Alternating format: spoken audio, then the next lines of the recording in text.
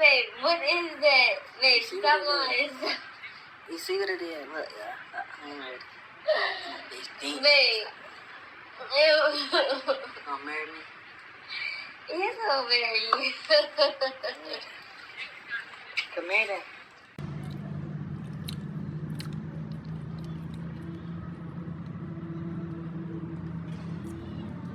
It's unfortunate that I don't always get to do an upbeat show, you know, like a happy show, a show that makes you smile, a show that motivates you, a show that gets you out of bed every morning. No, it's unfortunate we are not able to do that all the time because tragedy is all around us. If you don't think it is, just turn on your news.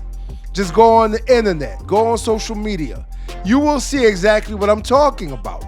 And so I like to bring to light some of the situations that young women are facing out here, young men are facing out here.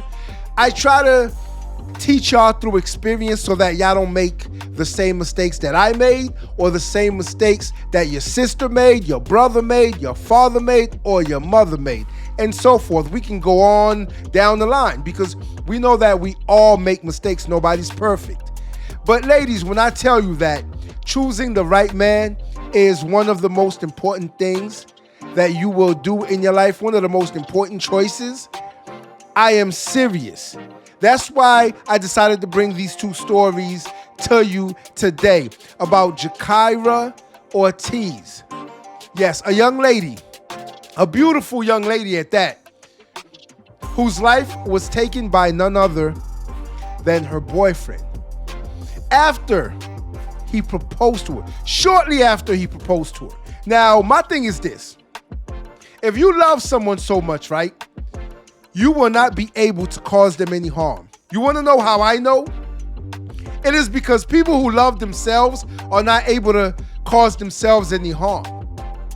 And so if you do not truly love someone else, then you can do the most despicable, egregious things to them. And that's exactly what Jakaira's boyfriend did. Yes, Jakaira's boyfriend did the unthinkable. Julian Goode did the unthinkable and took her life after putting her through hell. Now, here's the problem and the issue that I see in this story. It is the fact that they fell for each other too quickly and he moved in too quickly. He moved in shortly after they started so-called dating. We don't even know what it was. And then people start to say that her patterns changed. The smile on her face was gone. She was wearing long sleeve shirts, long sleeve clothing in the summer heat. Now, you already know what those are signs of. And the problem and the issue with everything that I just named is that those are beginner red flags. Those are red flags that the ladies need to see because it's right in front of your face. You can never say that you don't know the person that you're dating because you know the person you're dating. They show you clear signs of who they are. Sometimes we just ignore it. And sometimes you ignore it. You see it right in front of your face. Now, I'm not going to judge him on the tattoos on his face. I'm not going to judge him on the grill. I'm not going to judge him on any of that because I don't know him personally. And just because you have tattoos, you have a grill, it does not mean you're a thug. It doesn't mean you're a gangster. It means none of those. Anybody can get those, even a poser. But my thing is, once the argument started, that should have told you right there, like something ain't right. Something is not right. Once the pulling and the pushing started, that's when you should know something is not right. Something is not right. I should not be here. And when the neighbors say they start to hear the shouting and the screaming, they were probably throwing things around. He was probably pushing her up against the walls. I guarantee you, she had an opportunity to leave. Now, you will have people who say, no, it's not that easy to leave. It's not that easy to leave. I understand. I get it. Trust me, I totally get it. I grew up listening and hearing abuse from my neighbors downstairs. And so I know it's not easy to leave. We may say it is looking from the outside in, but when you have a family, that's who you go to. When you have a family, ladies, I need y'all to understand me real quick. Don't try to leave on your own. That's why you have a family. That's why you have a brother. And Jakaira Ortiz had a brother. That's why you have a mother. That's why you have uncles, aunts. That's why you have an immediate family. Those people, if nobody else in this world, are supposed to get you out of trouble. They're supposed to help you in any and every way. And so she did not go to them, because if she did, then they would have known exactly what happened to her. So when she ended up missing, they were searching for her. They did not know what was going on. They had no clue, no idea that their loved one was laying in her apartment, deceased. They had no clue. But if she had told them what was going on, if they had known or seen the patterns, they would have known exactly who did it. Matter of fact, I believe that if they would have seen those patterns, they would have tried to get her out of there earlier. See, that's why you need to go to those people. My thing is this. You may have a young lady that says she does not want to get her family involved because there will be blood. There will be violence. She doesn't want her man to go to jail, even though he's been putting hands on her. She doesn't want her brother, her uncle, her family members to go to jail because she knows what they're going to do to him. Well, it's either that or your life. See, that's the thing. If my sister was to ever call me about a situation that she was in with any guy, let's just say she wouldn't get 2 words out before I was over there. That's just how it is. But without you, when you don't tell your loved ones, when you don't tell your family, how are they supposed to help you? And sometimes it turns deadly. You end up losing your life for choosing and picking the loser, because that's exactly what he is. He's a loser. Let's be real. He's a loser. See, I'm not judging him based on his appearance. I'm judging him based on his actions, and he did the most despicable thing ever. He took a young lady's life for what? For what? For your ego? That's crazy, right? Right. And so my man is about to get probably life. Well, I hope he gets life, because they've been kind of lenient on some of these, people lately. These people that take other people's lives, they've been lenient on them. So let's go into the story and get a brief history on the story of Jakaira Ortiz and why she lost her life. Establishing roots and building relationships wherever she went. Jakyra and Julian's story began like many modern romances. They met at a local music event in Fayetteville in early 2023. Friends recalled how Julian, then aspiring to build his career as a tattoo artist and rapper, caught Jakyra's attention with his creative ambitions and charismatic personality. What started as casual dating quickly intensified. Within 3 months, Julian had moved into Jakyra's apartment at Lake in the Pines. Their social media accounts transformed into showcases of affection, trips together, matching outfits, and professions of love that garnered hundreds of likes from friends and family. By fall 2023, Julian had proposed, presenting Jakyra with a ring that she proudly displayed online. "Forever found me," she captioned the announcement photo. The couple began planning for a summer 2025 wedding. However, beneath the curated images of happiness, concerning patterns had begun to emerge. Court records revealed that police had responded to their address on at least 3 occasions in 2024 for domestic disturbances. Though no formal charges resulted from these visits, the frequency of police involvement suggested an increasingly volatile situation. Neighbors at Lake in the Pines apartments reported hearing frequent arguments through the walls. "They would go from laughing to shouting in minutes," said one resident who lived next door. "Sometimes it would get quiet suddenly, which worried me more than the yelling." Another resident noted seeing Jakyra wearing long sleeves during a heat wave in August 2024, behavior consistent with concealing marks or bruises. When asked about it, she reportedly claimed to be just cold. Text messages recovered from Jakyra's phone showed increasing isolation from friends and family in the months leading up to her death. Cancelled plans, declined invitations, and vague excuses became common. Her brother Paris later revealed that family calls often went straight to voicemail during this period. Employment records indicated that Jakyra had missed several shifts at her job in November and December 2024, calling in with various explanations.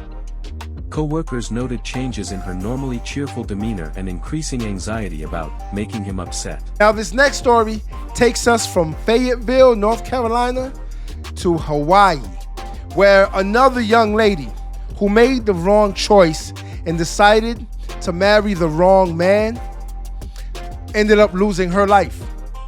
Yes, tragically. And guess who did it? Just one guess. Guess who did it? Yeah, you guessed correctly. Her own husband.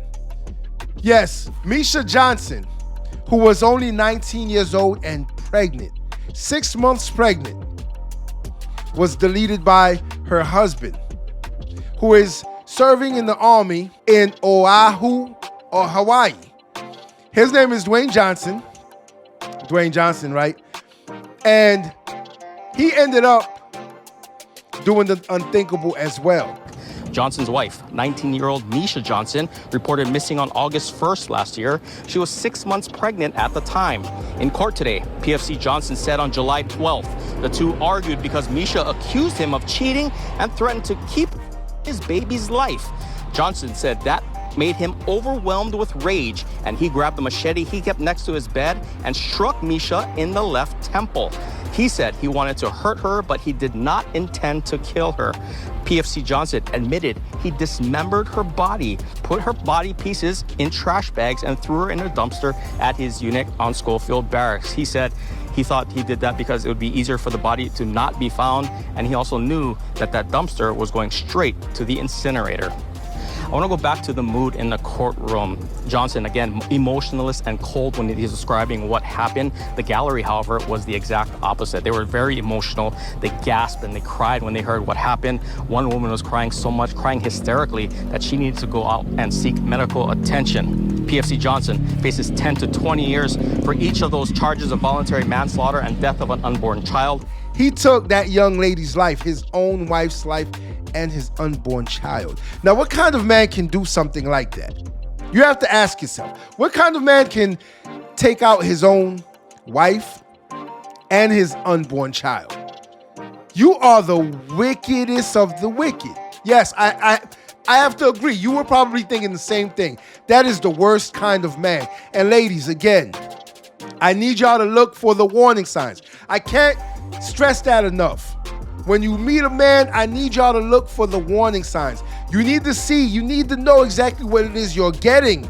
And once you see that certain red flag, any type of violence towards you, and when I say violence, I'm talking about violence, not a disagreement, any type of violence towards you. If a man is trying to isolate you from your family, keep you locked up in the house, something's wrong, something's not right.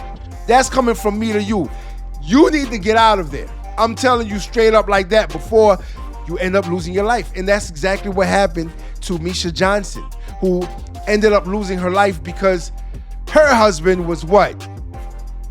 Cheating, or allegedly cheating. Let's allegedly cheating. And she confronted him about it. Now, what did this coward end up doing? What? Oh, you want to know? There was a machete by the bed. And I'm not going to get into it. We're not going to get graphic. But you can only guess what else he did. And then there was a chainsaw also involved, where this man cut her body parts up. Yes, and disposed of them. Then he called the authorities. And again, guess who didn't know what was going on? Guess who had no clue that their own husband did it? Because she was missing for a while. They did not find her. No body, no case. And so her family, they did not know. They did not know anything about this man. For him to be able to do something like that, they did not know anything about that man. I don't care what you say. And you can meet someone's family members and you could date them for a year, date them for 2 years. I'm telling you, ladies, bring these men around your family. You need to, especially if you have a father.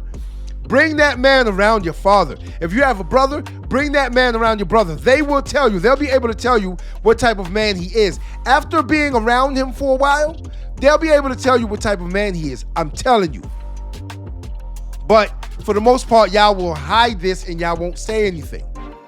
And so Misha was missing for quite a while this man, and we know other stories that are identical to this story, where the husbands, and you know who they normally look at, who the number one suspect is. The husbands act as if they don't know what happened.